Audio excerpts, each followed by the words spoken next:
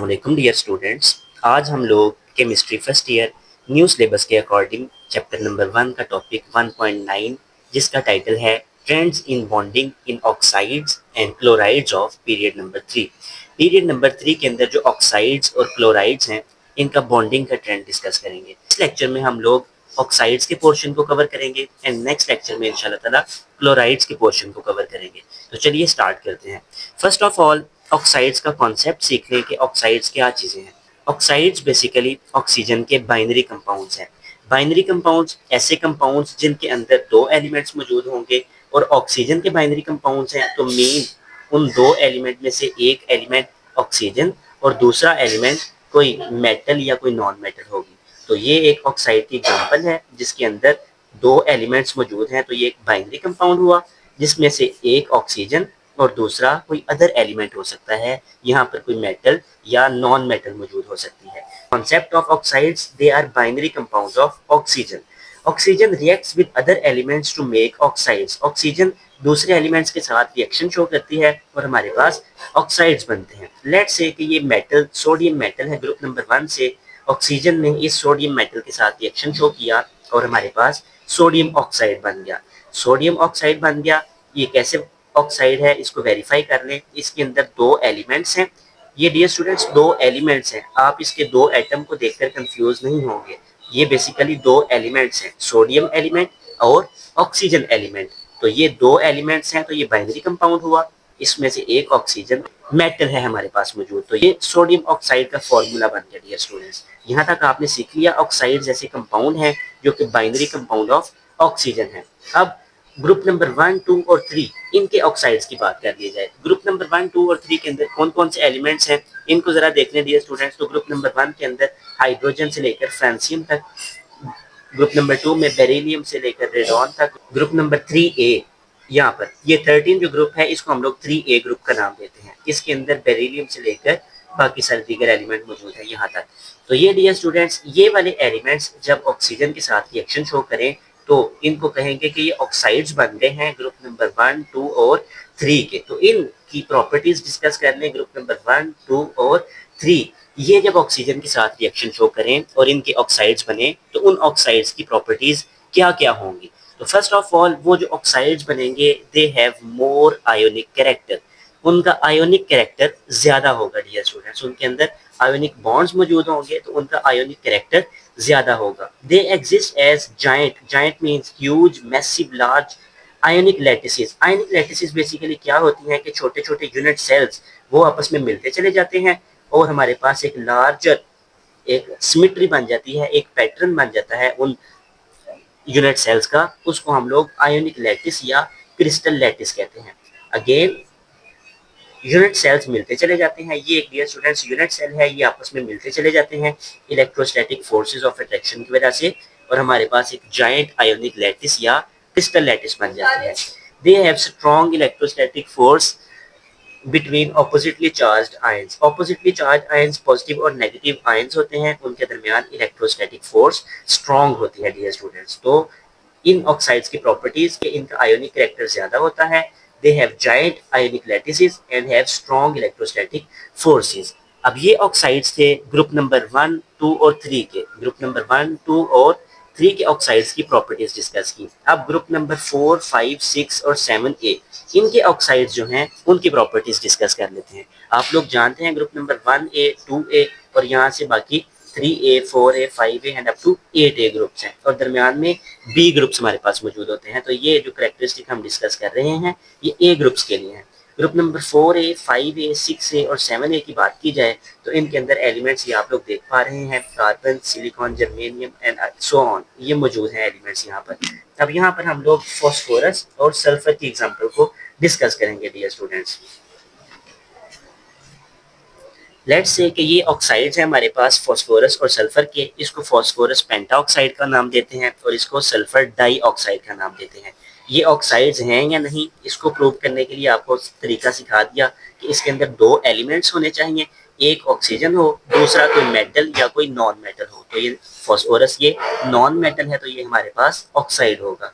दूसरा यहाँ पर भी ये बाइनरी कंपाउंड है तो इसके अंदर एक सल्फर और एक ऑक्सीजन, तो ये ऑक्साइड है। और एक एलिमेंट ऑक्सीजन और दूसरा एलिमेंट सल्फर मौजूद है, तो ये भी ऑक्साइड्स ही हुए। इनकी प्रॉपर्टीज डिस्कस कर लें। They have more covalent character, यहाँ पर आयोनिक कैरेक्टर था, यहाँ पर कोवेलेंट कैरेक्टर है। They exist as covalent molecules, ये मॉलिक्यूल्स की फॉर्म में एग्जिस्ट करते हैं, इंडिपेंडेंटली एग्जिस्ट करते हैं, जबकि ये एक दूसरे के साथ मिलकर क्रिस्टल लैटिसेस की फॉर्मेशन करते हैं और देन ये एग्जिस्ट करते हैं क्रिस्टल लैटिस की फॉर्म में।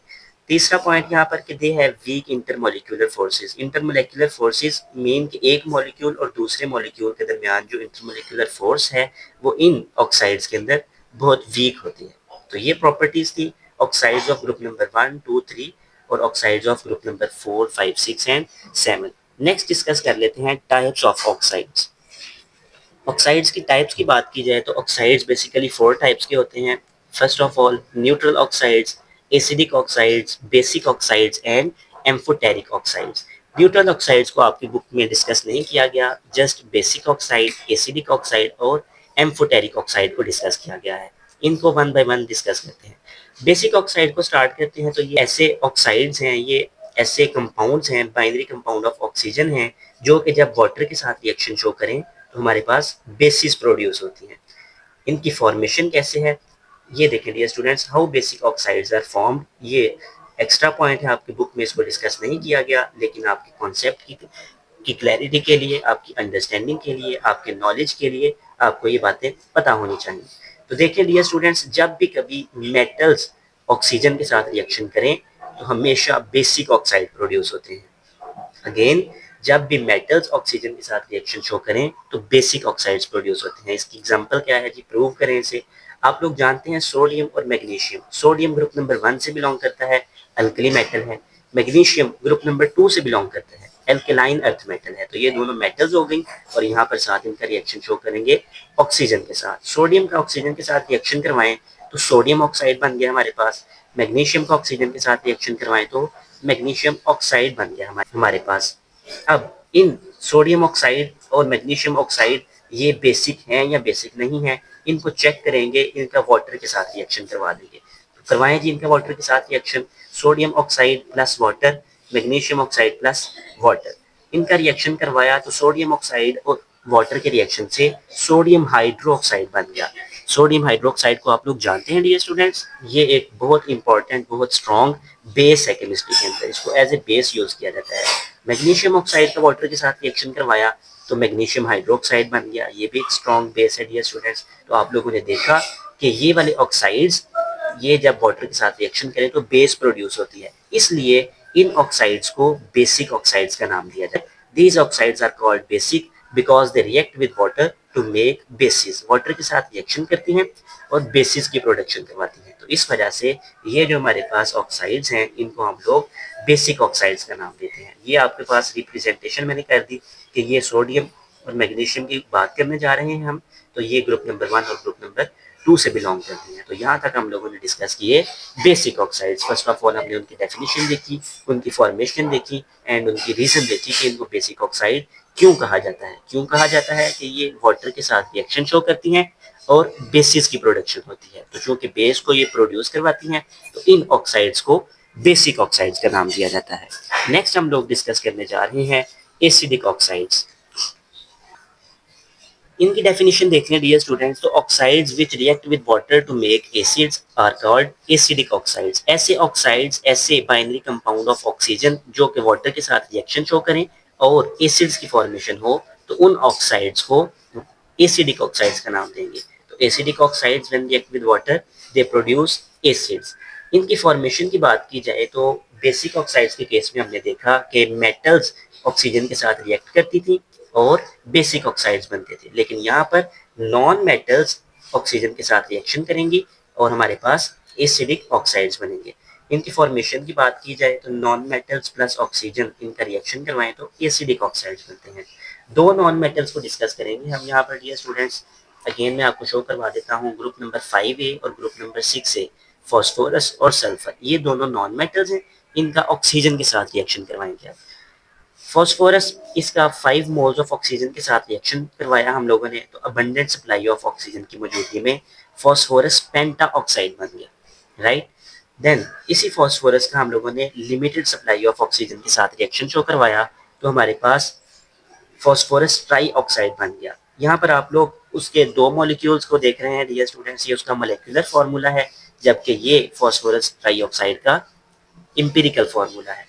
तो ये दो तरह के ऑक्साइड्स बने फॉस्फोरस के। सल्फर की बात की जाए, सल्फर ऑक्सीजन के साथ रिएक्शन शो करे और हमारे पास सल्फर डाइऑक्साइड बनता है। सल्फर डाइऑक्साइड ये एक इम्पॉर्टेंट ऑक्साइड है। अब इसी सल्फर डाइऑक्साइड को ऑक्सीजन के साथ और V2O5 के साथ रिएक्शन शो करवाएं हीट की प्रेजेंस में, तो हमारे पास सल्फर ट्राईऑक्साइड बनता है।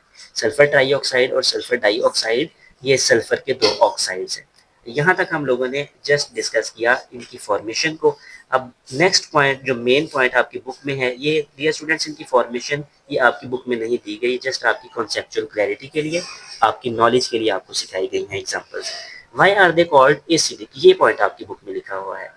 अब ये हम लोगों ने यहाँ पर ऑक्साइड्स प्रोड्यूस किए, एक हमने ये फॉस्फोरस ट्राईऑक्साइड और सल्फर डाइऑक्साइड। अब इनको प्रूव करना है कि ये एसिडिक है, तो इनका रिएक्शन करवा दें जी वाटर के साथ। फॉस्फोरस ट्राईऑक्साइड का वाटर के साथ रिएक्शन करवा दें तो फॉस्फोरस एसिड बनता है हमारे पास। एसिड की फॉर्मेशन की इस ऑक्साइड ने, तो इस ऑक्साइड को हम लोग एसिडिक ऑक्साइड का नाम दे देंगे। फॉस्फोरस एसिड बना दिया इसने। सल्फर डाइऑक्साइड इसका वाटर के साथ रिएक्शन शो करवाएं तो H2SO3 सल्फ्यूरस एसिड ये बन गया यहाँ पर। तो इन दोनों एसिड्स की बनने की वजह ये ऑक्साइड्स हैं, या इन ऑक्साइड्स ने ये एसिड बना दिया जब इन्होंने वाटर के साथ रिएक्शन शो किया। तो ऐसे ऑक्साइड जो कि वाटर के साथ रिएक्शन शो करें और हमारे पास एसिड्स बने, तो उन ऑक्साइड्स को एसिडिक ऑक्साइड्स का नाम देंगे। क्लियर? अब एसिडिक ऑक्साइड्स में एक और इम्पॉर्टेंट हेडिंग आ गई, reactions of acidic oxides with basis. Acidic oxides का बेसिस के साथ रिएक्शन शो करवाना है जी हमने। बेस की एग्जांपल जो यहाँ पर यूज करेंगे हम लोग वो है sodium hydroxide. Sodium hydroxide strong base है, इसका हम लोग डिफरेंट एसिडिक ऑक्साइड्स के साथ रिएक्शन शो करवाएंगे और देखेंगे कि प्रोडक्ट क्या बन रही है हमारे पास। आप लोग एक डियर स्टूडेंट्स न्यूट्रलाइजेशन रिएक्शन पढ़ते हैं जिसमें आप लोग एसिड का रिएक्शन करवाते हैं बेस के साथ, तो आप लोगों के पास जो प्रोडक्ट बनती है वो सॉल्ट बनता है। यहाँ पर भी सिमिलर केस ही होगा, acidic oxides as a acid behave करेंगे यहाँ पर, और बेस के साथ रिएक्शन शो करने पर सॉल्ट प्लस वाटर ये प्रोड्यूस होगा। तो ये सिंपली एक न्यूट्रलाइजेशन रिएक्शन ही है, इसको आप लोग आसानी से सीख लेंगे। स्टार्ट करते हैं से, एसिडिक ऑक्साइड्स बेसिस के साथ रिएक्शन शो करें तो हमारे पास सॉल्ट प्लस वाटर बनता है। बेस यहाँ पर हम लोग सोडियम हाइड्रोक्साइड लेंगे दोनों रिएक्शन में। एसिडिक ऑक्साइड्स एक हमने फॉस्फोरस ट्राईऑक्साइड और एक सल्फर डाइऑक्साइड, जिसको पहले हम लोग डिस्कस करके आ रहे हैं वही डिस्कस करेंगे। फॉस्फोरस ट्राईऑक्साइड सोडियम हाइड्रोक्साइड के साथ रिएक्शन करवा दें जी, एक एसिडिक के तौर पे बिहेव करेगा, एक बेस के तौर पे बिहेव करेगी और हमारे पास एक सॉल्ट बन जाएगा। सॉल्ट का नेम क्या है जी? इंटरेस्टिंग नेम है, सोडियम फॉस्फाइड सॉल्ट। कौन सा सॉल्ट है जी? ये सोडियम फॉस्फाइड सॉल्ट बन गया हमारे पास। अब दूसरी एग्जांपल डिस्कस कर लें, sulphur dioxide plus sodium hydroxide की। तो सल्फर डाइऑक्साइड जब जब रिएक्शन शो करेगा सोडियम हाइड्रोक्साइड के साथ, तो हमारे पास जो प्रोडक्ट बनेगी वो होगी सोडियम सल्फाइड सॉल्ट। सोडियम और सल्फाइड सॉल्ट बन गया हमारे पास। तो ये हम लोगों ने एसिडिक ऑक्साइड्स का पोर्शन भी कंप्लीट कर लिया, जिसमें हम लोगों ने देखा कि एसिडिक ऑक्साइड की डेफिनेशन क्या है, इनकी फॉर्मेशन क्या है और इनको एसिडिक क्यों कहा जाता है। अब थर्ड टाइप ऑफ ऑक्साइड्स है जी एम्फोटेरिक ऑक्साइड्स। एम्फोटेरिक आप लोग जानते हैं कि ऐसी कंपाउंड्स जो कि एज एन एसिड और एज ए बेस दोनों बिहेव कर सकते हैं। इसका कॉन्सेप्ट डियर स्टूडेंट थोड़ा सा डिफरेंट होगा। बेसिक ऑक्साइड, ये क्यों इनको बेसिक ऑक्साइड कहा? क्योंकि ये वाटर के साथ रिएक्शन करते थे और हमारे पास बेस की प्रोडक्शन होती थी, राइट। एसिडिक ऑक्साइड ये वाटर के साथ रिएक्शन करते थे और हमारे पास एसिड प्रोड्यूस होता था। तो हम लोग कह सकते हैं कि एम्फोटेरिक ऑक्साइड जब वाटर के साथ रिएक्शन करेगा तो डिफरेंट कंडीशन में कभी एसिड प्रोड्यूस हो जाएगा तो और कभी बेस प्रोड्यूस हो जाएगी।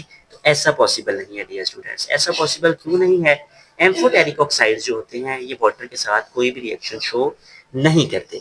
इनका अगर हम लोगों ने एसिडिक बिहेवियर देखना है या बेसिक बिहेवियर देखना है तो इनको हम लोग किसी बेस या किसी एसिड के साथ रिएक्शन शो करवाएंगे। तो एम्फोटेरिक ऑक्साइड ये कभी एसिड के तौर के ऊपर बिहेव करेंगे और कभी बेस के तौर पे बिहेव करेंगे, लेकिन वाटर के साथ रिएक्शन पर ये रिएक्शन नहीं देंगे। ये एसिड के साथ या किसी बेस के साथ रिएक्शन शो करेंगे। इसको डिटेल से डिस्कस करते हैं। Amphoteric oxides react with both acids and bases. ये एसिड्स और बेसिस उनके साथ रिएक्शन शो करते हैं, और कभी जब ये एसिड्स के साथ रिएक्शन शो करते हैं तो खुद ये बेस के तौर के ऊपर बिहेव करते हैं। जब ये ऑक्साइड्स बेसिस के साथ रिएक्शन शो करते हैं तो खुद ये एसिड्स के तौर के ऊपर बिहेव करते हैं। बारे में एक पॉइंट यहाँ पर लिखा गया है, they have the ability to show dual nature. Dual nature depending upon the conditions, कभी ये एसिड के तौर पे बिहेव करेंगे और कभी बेस के तौर पर। यहाँ पर हमारे पास एल्यूमिनियम ऑक्साइड है, ग्रुप नंबर 3 का ये ऑक्साइड है, और ये एक एम्फोटेरिक ऑक्साइड है। इसके अंदर कैपेसिटी है, कैपेबिलिटी है कि कभी एसिड के तौर पे बिहेव कर सकता है किसी रिएक्शन में, और कभी बेस के तौर पर बिहेव कर सकता है। लेट्स से इस एल्यूमिनियम ऑक्साइड का किसी एसिड के साथ रिएक्शन करवा दें, तो एल्यूमिनियम ऑक्साइड एसिड के साथ रिएक्शन शो करता है और हमारे पास सॉल्ट बनता है aluminium chloride. Aluminium chloride salt बन गया हमारे पास यहाँ पर। अब यहाँ पर एल्यूमिनियम ऑक्साइड चूंकि एक एसिड के साथ रिएक्ट कर रहा है, तो इटसेल्फ ये एल्यूमिनियम ऑक्साइड ये जब एसिड के साथ रिएक्शन शो करता है तो इटसेल्फ ये बेस के तौर के ऊपर बिहेव करता है, खुद बेस बन जाता है, और ये एसिड के साथ रिएक्शन शो करवाकर एल्यूमिनियम क्लोराइड की फॉर्मेशन करवाता है। दूसरा केस, जब इसको बेस के साथ रिएक्शन करवाया जाए, सोडियम हाइड्रोक्साइड के साथ रिएक्शन करवाया जाए, तो एक बेस मौजूद है, इटसेल्फ ये एज एन एसिड बिहेव करता है, सोडियम एल्यूमिनेट की फॉर्मेशन हुई और प्लस वाटर बन गया हमारे पास। तो ये था डियर स्टूडेंट्स आज का हमारा लेक्चर। काफ़ी डिटेल लेक्चर था जिसमें हम लोगों ने ऑक्साइड्स को डिस्कस किया, देन उसकी टाइप्स को बड़ी डिटेल से डिस्कस किया। ये आप लोगों के पास एक इम्पॉर्टेंट लॉन्ग क्वेश्चन है, या इसकी टाइप्स, इसमें से आपसे शॉर्ट क्वेश्चन या एमसीक्यूज पूछे जा सकते हैं। तो बड़े अच्छे से आप लोगों ने ये लॉन्ग क्वेश्चन प्रिपेयर करना है।